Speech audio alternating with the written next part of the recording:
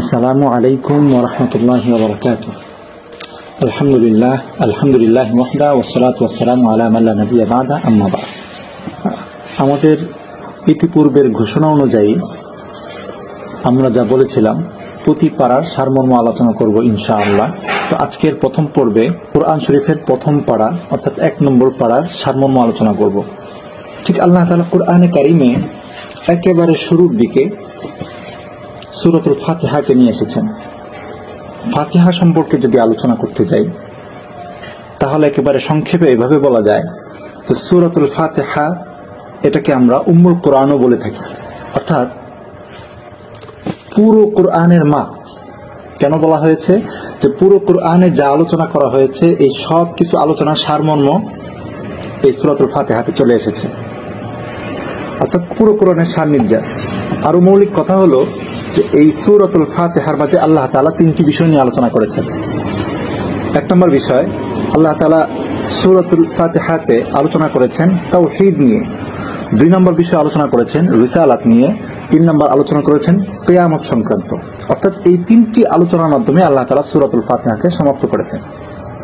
সূরাতুল ফাতিহার পরে আল্লাহ তাআলা সূরাতুল বাকারা নিয়ে এসেছেন। সেই সূরার শুরুর দিকে যদি আমরা বলতে যাই, সূরার নামকরণ করা হয়েছে সূরাতুল বাকারা বলে। এই বাকারা অর্থ হচ্ছে গাভী, অর্থাৎ গাভীর নামে নামকরণ করা হয়েছে এই সূরাকে। এই সূরাটি নাযিল হয়েছে অর্থাৎ অবতীর্ণ হয়েছে মদিনায়, একেবারে হিজরতের শুরুর দিক থেকে। এই সূরার অন্যতম 2টি শিক্ষা হলো আসল খুনিকে বের করা, 2 নম্বর যে আল্লাহ তাআলা পুনরায় যে মানুষকে জীবিত করতে পারেন বা জীবন দান করতে পারেন সেই সম্পর্কে আমাদের শিক্ষা গ্রহণ করা। এই পুরা সূরার 2টি শিক্ষা।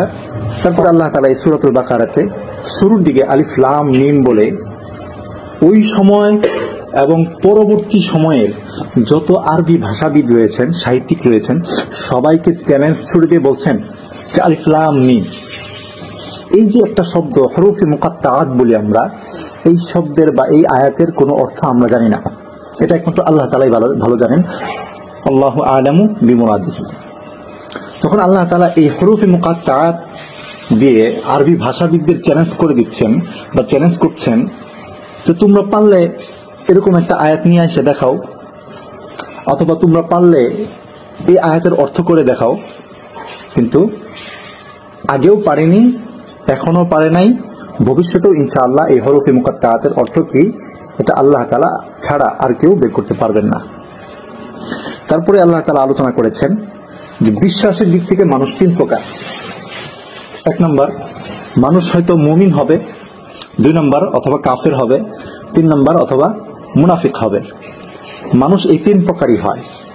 তারপরে আল্লাহ তাআলা আলোচনা করেছেন যে বিশ্বাসের দিক থেকে যে মানুষ 3 প্রকার, অর্থাৎ মুমিন প্রথম প্রকার, এই প্রথম প্রকারের আলোচনা করেছেন। অর্থাৎ মুমিনের আবার 5টা গুণ থাকবে।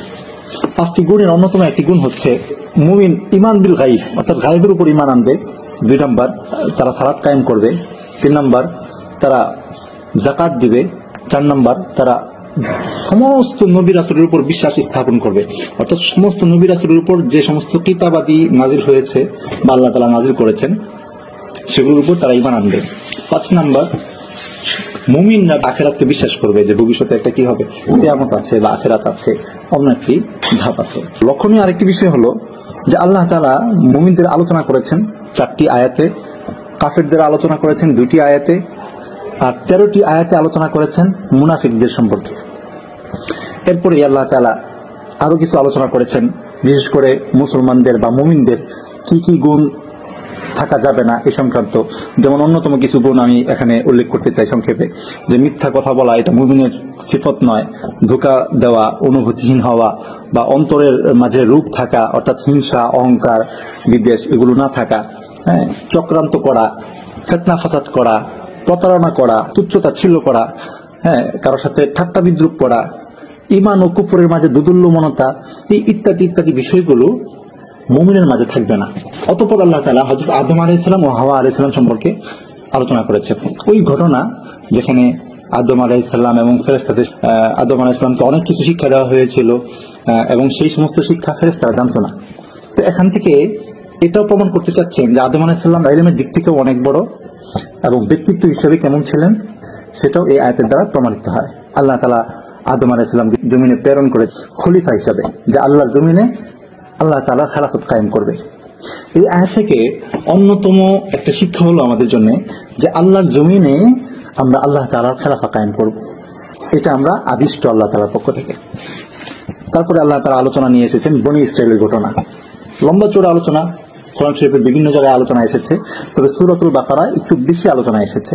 যেমন বনি ইসরাইলকে আল্লাহ তাআলা একেবারে পৃথিবীর শুরু থেকে এই পর্যন্ত সব থেকে বেশি নিয়ামত দান করেছেন বনি ইসরাইলদেরকে, এর থেকে বেশি নিয়ামত আর কাউকে দেন নাই। তো এই বনি ইসরাইলদের সম্পর্কে আলোচনা করেছেন, বিভিন্ন ঘটনা এখানে এসেছে। আবার বনি ইসরাইলরা দাবি করতো যে আমরাই একমাত্র জান্নাতের হকদার, অধিকারী। এটা একটা তাদের হাস্যকর দাবি ছিল। এই সম্পর্কেও আল্লাহ তাআলা এখানে আলোকপাত করেছেন। সর্বশেষ আল্লাহ তাআলা 1 নম্বর পারার সর্বশেষ দিকে আলোচনা করেছেন মিল্লাতে ইব্রাহিম নিয়ে, অর্থাৎ ইব্রাহিম আলাইহিস সালাতু ওয়াস সালাম যে সমস্ত কঠিন কঠিন পরীক্ষা দিয়েছেন এবং পরীক্ষাগুলো থেকে উত্তীর্ণ হয়েছেন ঈমানের সাথে, দৃঢ়তার সাথে, সে সম্পর্কে আল্লাহ তাআলা আলোচনা করেছেন। 1 নম্বর পারার শেষের দিকে আল্লাহ তাআলা বলছেন, যারা মিল্লাতে ইব্রাহিম থেকে বিমুখতা প্রদর্শন করবে, মুখ ফিরিয়ে নেবে, তারা হলো হতভাগা, দুর্ভাগা। তা আমাদের উচিত যে মিল্লাতে ইব্রাহিম অর্থাৎ ইসলামের উপর বিশ্বাস রেখে ঈমান এনে সারাটা জীবন অতিবাহিত করা।